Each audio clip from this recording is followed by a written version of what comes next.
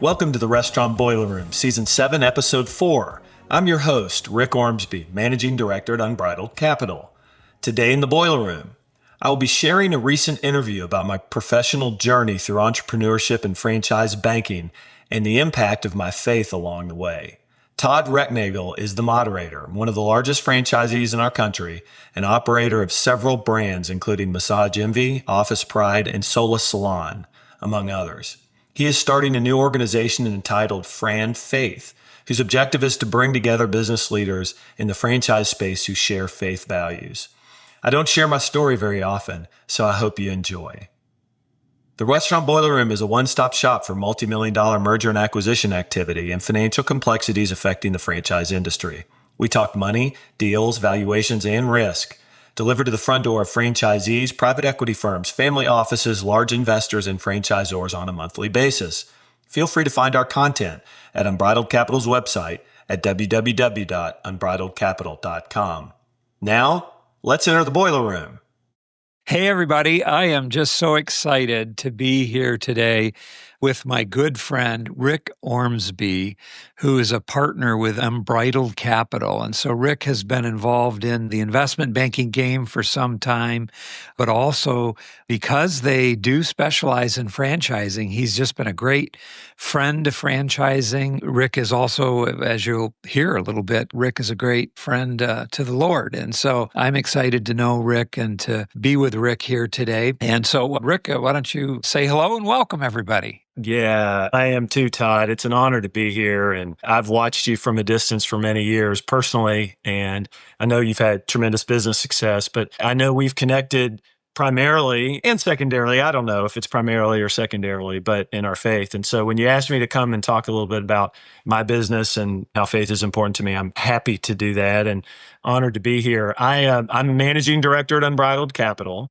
It's a franchise investment banking platform. And let's see, I'm an investment banker second. I really kind of consider myself an entrepreneur first. And in that way, I feel like I'm part of the franchise community and understand kind of the heartbeat of it. I started my career at Vanderbilt, MBA, and I was a career changer in my early 30s. And basically at 4 a.m, go and work for free at a small investment banking company trying to get some experience. And there was one guy in the equity research group back in the early days who covered restaurants. And so I learned a little bit about restaurants while taking out the trash and, all that stuff that you do when you first get going. And Yum Brands came to campus and I was a good fit because I knew I knew enough about restaurants from that work to be able to just talk somewhat intelligently. And of course, not all franchising is restaurants, but probably back in the 90s and early 2000s, a big percentage of it was. And I went to work at Yum Brands and I did it for a few years. And while I was doing it, in a variety of capacities in Louisville, I just got a real love for franchisees. And I got to know a lot of franchisees. And I just said, these franchisees need help with business plans, with buying more restaurants, recapitalizing their companies, selling when they want to retire, buying out a partner. Maybe there's an unfortunate death or divorce and they need help figuring out how to handle their legacies and assets. And so that's how it started with kind of humble means. And, the first deal that I closed, I didn't have enough money to make the next month's mortgage payment. Wow. Yeah. And so it was a blessing. We've grown the business to, I think I've done over $5 billion of deals and, and I've learned a couple of things along the way too, that I'm happy to share, but I would say a couple of things. So you went to work, you had a little bit of this experience with the investment banking side and were working hard like through the MBA and after, but then you went to work essentially for the franchisor. Yes. But that you were helping franchisees on the transactions. And that's right. Okay. Mostly. Yeah, that's right. Okay. KFC, Taco Bell, and Pizza Hut. So is the place where I started. And that's right. I was a corporate guy that was helping franchisees with transactions and doing finance work mostly. Yeah, what a great way to cut your teeth on all of that, right? My goodness. Processing them for the franchisor. So, yeah. Okay, sorry, I didn't mean to interrupt. I just wanted to clarify that. Great. I would say, I'm always trying to think about what your listeners and watchers will want to hear. And I guess I'll say a couple of things from this just initial background. For me, it was that I loved our industry. I consider our industry, all of our industry, our franchise industry, to be the personification of the American dream. And when I wake up and go to bed every night, I love the people that are a part of that dream, like you. And so that's kind of something that if anyone listens who's a prospective franchisee or wants to get into business, I would say love the clients that you support, the industry that you're a part of. We'll talk about faith. That's an important part of just share with you my success. But integrity is a big part of what we do. I love my whole family was always like, if you always tell the truth at all times, and if you say something, you always have to live up to it. Those simple rules that people have forgotten in today's world. And then like you guys, Todd, and I know you think this way too, I've sought to do 3 or 4 or 5% improvement year over year consistently over 20 plus years. And that's the way you run your franchise business. I know nobody here is a unicorn. We're all seeking constant and steady improvement over a long amount of time. And then I would just say that's been a blessing. I'll share with you one other thing. I've been a sales guy for a while. I love sales. When I was a 10-year-old boy, okay, my mom was selling cookbooks at convention shows. And she would take me and she would say, Ricky, because I was a little Ricky, I'm going to make up some chocolate cake and I'm going to leave. And I want you to go sell this chocolate cake and bring people in to see if they'll buy cookbooks. I'm 10 years old. Well, really quickly, I had a penchant for this. And really quickly, I saw that if I held that chocolate cake out to a certain person, they would eat it, talk for a while, and then they might buy one cookbook. But I really quickly noticed that there was a certain profile of lady that she walked with a clipboard and she had glasses on and she was walking fast and never stopped at any of the convention booths. And she was the one with the checkbook. I would start to seek that person out as a 10-year-old boy, and I got a 50 cookbook sale. And that was kind of the start. That was kind of the start of it. And I'm like, I don't know. So I'm half crazy. So thank you for listening. It's like you're multi-units now today. You're in with the big fish here now. So Who knows? That's funny. What a great story. How long have you been in the reseller? How long has it been since the Yum Brands days? I have a sense of how long it's been since the cookbook and the chocolate cake. Yeah. Although, look at me. I mean, I don't know. I probably look like I'm 80. I'll be 51 here this year. So That was 40.5 years ago. I left Yum in 2005 and started doing this privately. Okay. So, all told, with the Yum experience, 25 years. Without the Yum experience, just in private business, 20 years, basically. I mean, I guess I'm in my 21st year or 20th year this year. Yeah. Oh, that's great. That's great. And so I know when I look at your profile and some of the deals and whatnot that we've talked about and over time, you have been doing a lot of restaurants, but then you do a lot of other markets. And I know you've kind of moved into other markets. And tell us a little bit about that journey as you've grown Unbridled. I'm honored to do that. Thank you. I like to say that we kind of do investment banking for the world's leading brands. If I look back at our recent history over the last 4 or 5 years, as we've grown our company, and it's been a real blessing, like I said, we've probably done business in 20 or so brands. Admittedly, and for everybody in this industry, because when you were growing up in Michigan, you driving down Main and Main, and you saw all the restaurant franchises back in the 60s and 70s and 80s, and that was about the only type of franchising that there was. Right. So when we started, I mean, it was natural when I went private with the service to service the KFC, Taco Bell, and Pizza Hut franchisees. And to this day, I've sold over 70 Taco Bell companies for franchisees and representing, I'm sure, thousands of restaurants. Same with Pizza Hut and KFC. You start doing the right thing and you start networking and communicating and people refer you and things like this. And so we started doing other restaurant brands, not Yum. And then in recent years, we've gotten involved with franchisors and with health and wellness and fitness brands and some service brands too.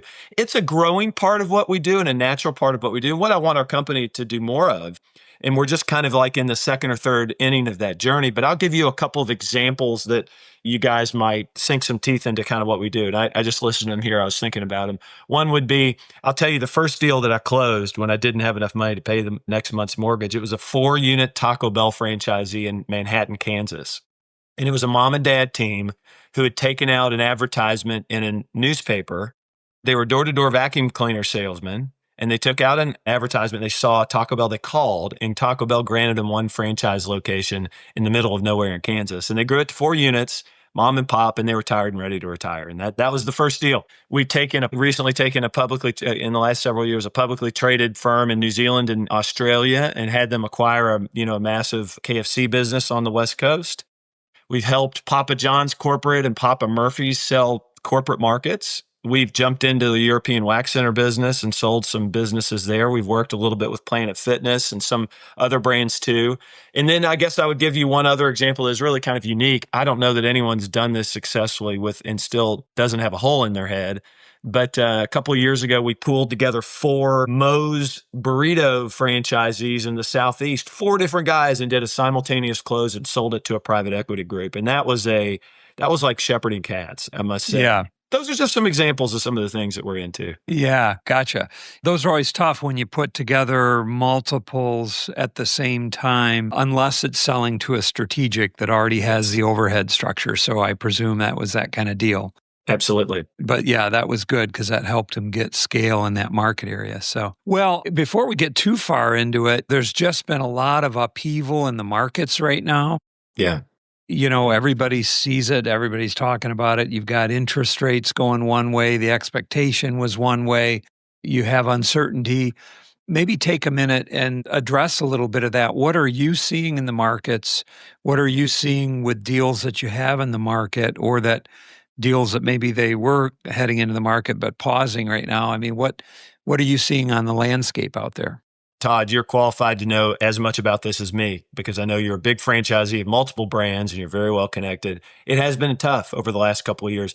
And daggone it, I keep saying it's going to get better, it's going to get better, it's going to get better. And so far this year, it hasn't. I kind of figured that there would be kind of a rush to business, the deals come to the marketplace in the first half of 2025, and that many of them wouldn't close, and that we might have a little bit of, dropping in valuations. But the deal flow, healthy deal flow, just hasn't really happened. There's been a bifurcation. Some of the brands are doing really, really well. There's a number of brands outside of restaurants, inside of restaurants that are just killing it. Those attract a lot of buyers, and sellers are selling for high prices, but the majority of businesses just aren't. And so we've probably looked at, get this, I would say 60 companies we've looked at. This is going to be kind of startling. We've done a valuation for over the last 18 months, and we've only taken like 6 or 7 assignments. Okay. In a normal market, about half the people who come to us to want to explore the value of their business and look at strategic alternatives end up being a sale. But what's happening is there's a persistent 15 to 40% valuation gap between what they want or need and what the market's currently showing. You estimate it's about 15 to 40%? That's typically what it is. Yeah. Our business is going to be naturally we're a low volume, high yield company. If we take an assignment, that's our business model. We're typically historically going to close 90% of the deals we take. That means it's necessarily that we screen pretty hard on the forefront, but then everyone who sees our deals knows that our sellers are well vetted and that we close. Anything more than 15%, and we won't take the assignment. And so most of those clients will hear us and say, okay, now's not a time to sell, but some of them still will. And then those deals are the ones I think that make it to the market and sit there languishing and they don't close. And there are some reasons why they don't close, but clearly the market is not in the best shape overall, is it? Yeah. Yeah. Well, as a multi-unit, multi-brand operator, we've actually found the similar uncertainty of anyone else, but from a volume or growth, or whether it's our Sola or Massage Envy, we've found pretty good times. Our numbers are solid. Our numbers are growing. They're up and to the right. Things are going well. And we probably had 2 of our best periods of growth just following COVID, because there was that valuation gap and they were scared leaving the market. And then just recently, this last year, I think some of that uncertainty helped us to buy and acquire and grow. Yeah. And so, that's the other side of it, isn't it, Todd? That's the other side of it. It creates an opportunity. And Massage Envy especially, of which I've been a client of Massage Envy for almost 10 years. Did you know that? Yeah, we appreciate you. I love Massage Envy. What an awesome. Now, Sola Salon, look at my hair. That ain't gonna cut it. Maybe not a client on that side. No, we understand. Can't get them all. Well, what would your advice be, recognizing that there's that 15 to 40% valuation gap? What's your advice, one, to a seller right now? And maybe not talk about the big deals that would come to you. What if somebody's just simply retiring, kind of back in the early days, like when you had 3 or 4 deals and it's a smaller franchisee? What's your best advice to a seller right now? Maybe they're timing, they need to sell in the next year. And that's where my heart and soul is with the smaller franchisee, although the business has changed up and down over the years. But I would say the first thing I'd say is knowing your valuation is important, right? You need to have someone who you trust tell you realistically what the value of your company is. And we talked about that, right? So, are you 15 to 40%? Are your expectations out of line or not? With just what reality is. You can't put your head in the sand. And that's going to kind of drive the decision that you make. If you are a would-be seller and you go to the market and you're expecting 30% more than what the value of the company is and it doesn't sell, there's two terrible things that happen. Number one, your employees are probably going to find out about it and you're going to be dealing with employment issues. And then the second thing is, and people don't think about this, but you are spilled milk. If you go to the market and you don't sell, then even when you come back to the market 2 years later, you're going to get 10 to 20% less value for your company. And people are like, no, Rick, that's not true, but it is. So I tell people, I say, hold on, don't rush to do something and think if it doesn't work, we'll just do this or that. We have a pretty robust checklist that we go through with people. I'll give you a couple of the things. I'll talk about 6 or 7 of them real quickly. Number one, so grade these out as if you're a professor of history or something, right? And you have 7 students. Number one is macroeconomic conditions. How healthy is the consumer right now? Put a 0 to 10 on there. 10, their consumer is fat and happy and spending money. 0, we're in a Great Depression.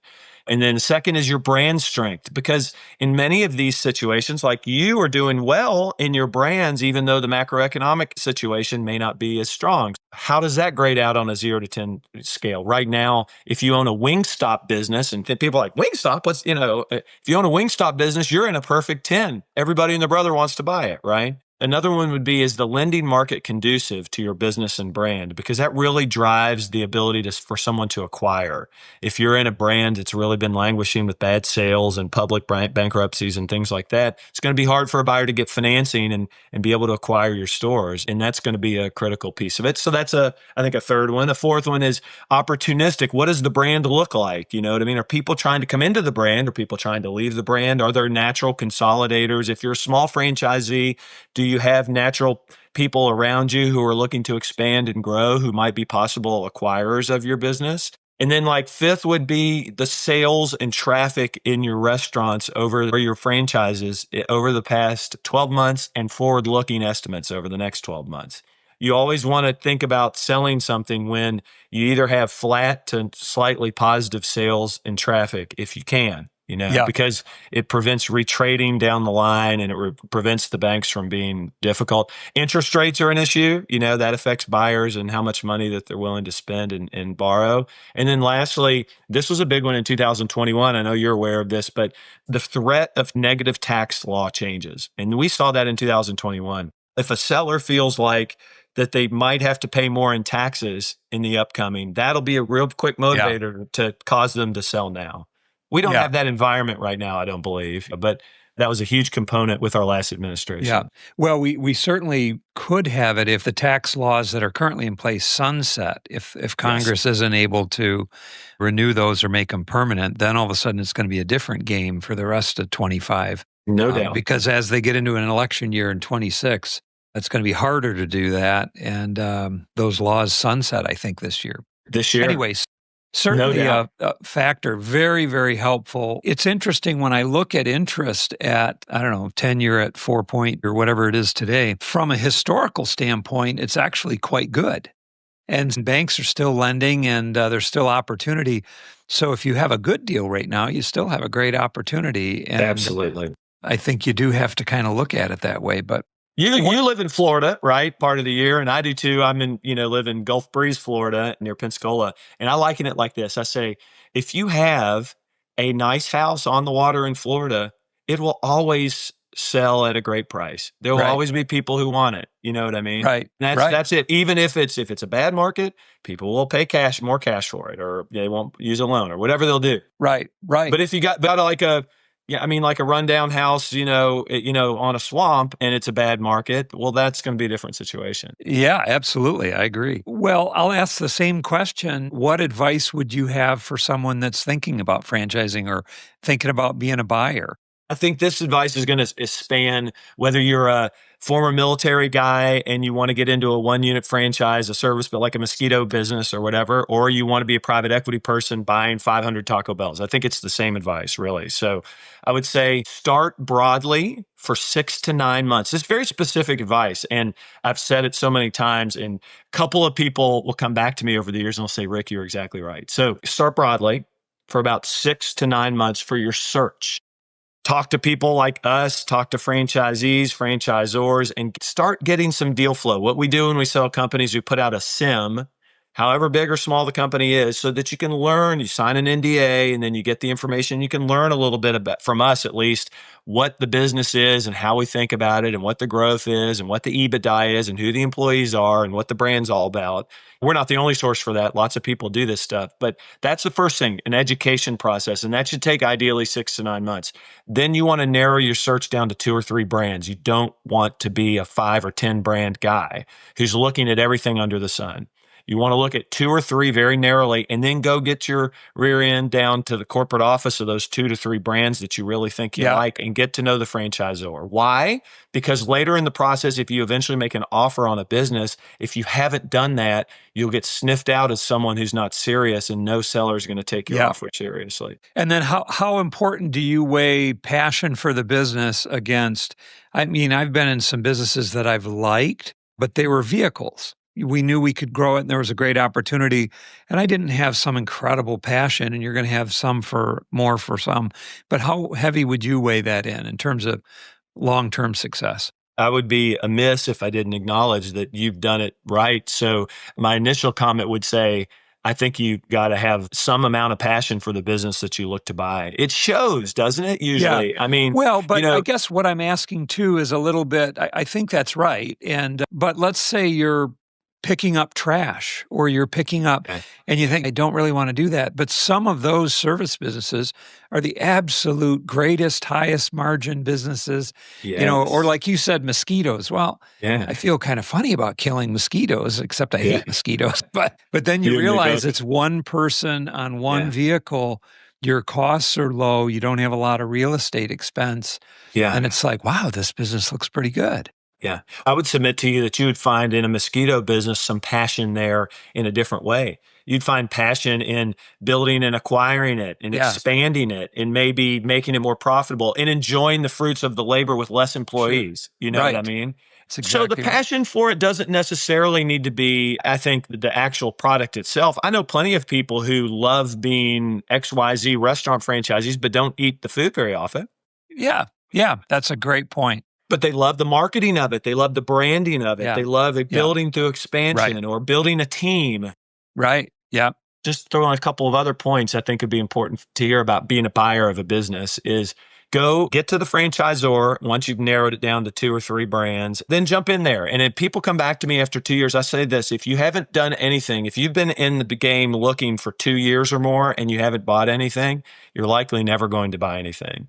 And so there's some element of like, don't fiddle around with it, like be intentional in what you're doing. And that's obviously a faith component too, but be persistent. And then if you're an entering family office or private equity group on a bigger deal, I'd just say a couple of things.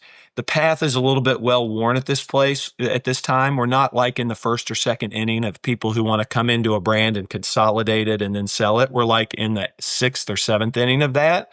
And so it's still available, but it's just not maybe as available as it was 4 or 5 years ago. So another thing I would tell a bigger group is you be cautious about having to find your own operator. A lot of these mid-sized franchisees that sell their companies are the operators. And so that becomes a real sticking point. I see some private equity and family office groups being really successful when they cultivate and groom their own operator to come into the business and don't disqualify themselves for a deal otherwise where the franchisee was the operator. Strategic buyers stand out more than financial buyers do in difficult markets, because they have higher deal certainty. So know that. And a lot of the private equity and family office groups look like robots. There's no unique proposition between them. So be cognizant of trying to show a unique proposition. And then, so maybe there's some of those ideas. I don't know if any of those kind of hit home with you. They all resonate, and it's helpful to understand the buying and selling process. And when somebody like you, who's a subject matter expert on that, I think there's a lot of learning for folks to gain when they're in there thinking about buying or selling, either way. Well, you talked about passion, and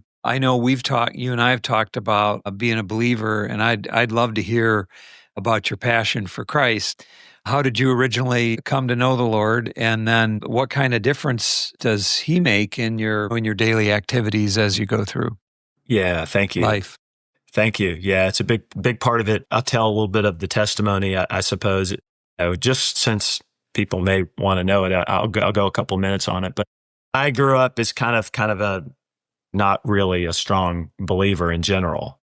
I was more of an academic, believe it or not. People laugh when I say that. When I married my wife, her mother, who has since died of cancer, and we watched that battle, she was a very consistent model of faith, even though I wasn't quite a believer. And I watched the faith that she had, and that over the course of a couple of 4 or 5 years really kind of helped nudge me a little bit. And oftentimes when it comes to faith, you have to have a nudging to start. Like you have to have a reason.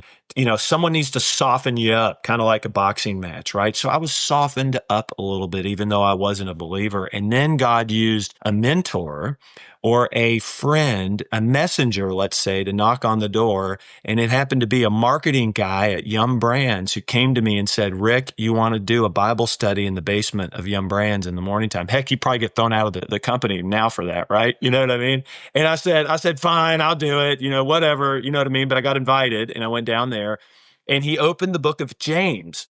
And the book of James in the Bible is a book that's very hard-hitting, very little mention of Jesus, but it's a very hard-hitting, faith-driven, like work out your faith, like almost like be a man about this. Here's the things you should and shouldn't do. Wake up in your life. And it hit me like a ton of bricks. I mean, immediately. And I realized at that moment that I needed to figure this thing out. I put my faith in Jesus and gave my life to him in February of 2005. One of the verses in James still sticks with me so well. It's James 1:12, and it's like, blessed is the man who perseveres under trial, because when he has stood the test, he will receive the crown of a glory that God has promised to those who love him. And I'm like, oh man, that's so beautiful. I was baptized in 2005. But again, I told you I'm kind of a learner and an academic. So I tried to go, without knowing much about the Bible or Christianity, I tried to spend about the next year disproving Christianity and answering the biggest questions. Why are we here? Is there a God?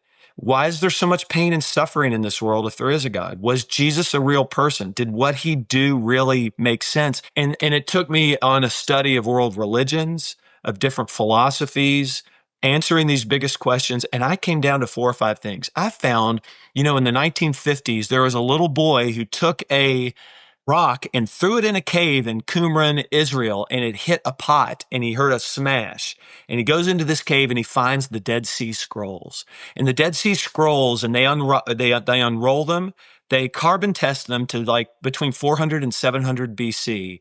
And they are almost exactly word for word, the same words as we have in our modern day Old Testament of the Bible. And you say, why is that a big deal?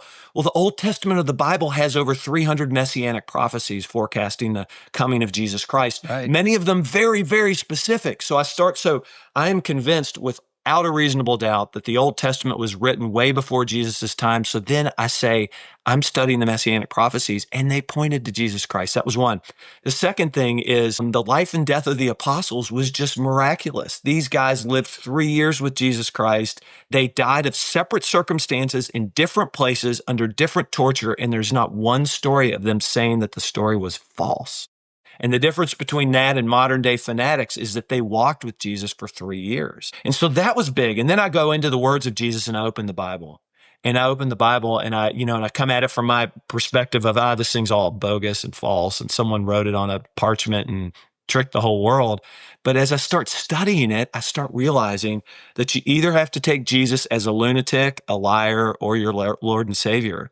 And at that point, the leap of faith for me, after all of that study, came from leaping from mountaintop to leaping over a tiny bubbling brook that I could easily do. And I became convinced about it. And that's where my start really happened. And then immediately what happened when I became fully convinced of the faith is I jumped into it and started teaching. And I taught for over 10 years to usually 100 Sunday school adults. I would guest preach at some churches, and Christianity just became something that was just a part of my life and has been a part of my life now for 20 years. And along the way, what have I learned? I would say, God has a plan for each of us. It's your job to put plants out in the field, man. So you've got a responsibility to go out and do it. And finding a mentor, I had plenty of them in my life, but finding a mentor really makes a difference. I encourage everybody to find a Yeah. mentor. Wow. And it's just, I live through it every day still. We've got a lot of fun things that we do in our lives, in our church, in our community. We're trying to bring a group called Young Life into the Gulf Breeze community because I have a real passion for high school, college, and young adults. That generation, if not brought up in the community, if not brought up to have a greater purpose, because it's really failing right now. But if that group does not grow up and have that kind of linchpin in their lives, we are one generation away from total failure. I don't care what we say about the economy. You know what I mean? Yeah, absolutely. That's a piece of our life now, but it's been a real blessing. I live that way. The other thing I'll tell you is that Christians will disappoint you worse than anybody else, right? They're equally errant and wrong, but we tend to put our hope and trust in other Christians. And so when they do disappoint you, it hurts and stings a lot more than it otherwise would. Right. So, you know what I mean? So don't ever rely too much on the faith of somebody else to make your decision for you. Let Jesus be the person that you point to. No, that's great. It's interesting you mentioned James being some of the favorite verses and that you were studying. And scholars believe that James was actually James, the brother of Christ. And Yes. and you probably recall that his brothers, which, Joseph and Mary went on to have other, half-brothers of Jesus, that they were skeptics at the time early in his ministry, although they knew he was special and a teacher. But then to have James be one of those disciples and then go to his death. So Jesus' own brother, in the category that you mentioned, James is probably the most direct of any of them, any of the letters by the apostles. It's interesting. I think a huge turning point for James was the empty tomb. Yeah. That you can see the ministry, but then all of a sudden we just came through Easter. The fact that there's an empty tomb, Buddha doesn't have an empty tomb, you can still go see the tomb. Confucius, Muhammad, a person today that's, Gandhi, that might be more contemporary, they all have tombs. And Jesus has the empty tomb, which becomes the fulfillment of what you were saying from the Dead Sea Scrolls. The fact that he rose again and is alive is just an incredible fact. It's incredible. And I take that empty tomb, Todd, that you just talked about, and I say, look at Matthew 28. And actually, there's an angel that appears and rolls a sealed tomb with a huge rock that all the guards witnessed, the Roman guards who were standing there watching, and the angel rolls it away. And the guards are frightened, and Mary sees it. This is not just we're waddling in a field and there's an empty tomb and there's not a body there. This is a big moment witnessed by people. Right. It was witnessed so much that in Matthew chapter 28, the Jewish leaders are told, right, that they say they paid off the Roman guards and the Roman people and said, don't tell anyone that this happened, or else his name will be made known to the whole world. Right. Meanwhile, our entire dating around the world is before Christ and in the year of our Lord. Yeah. So the entire world, our system of dating today, dates, I guess, are based on that cataclysmic event of Jesus' life. But Absolutely. Hey, it certainly seems that not only is Jesus is alive, but that he's working in you and continuing to work today to bless you. That's incredible that you have 5 billion, I think, with a B in transactions. You're one of the most respected around in the business. And Well, thank you. we appreciate you. Anything more before we sign off that we should say to our guests or listeners?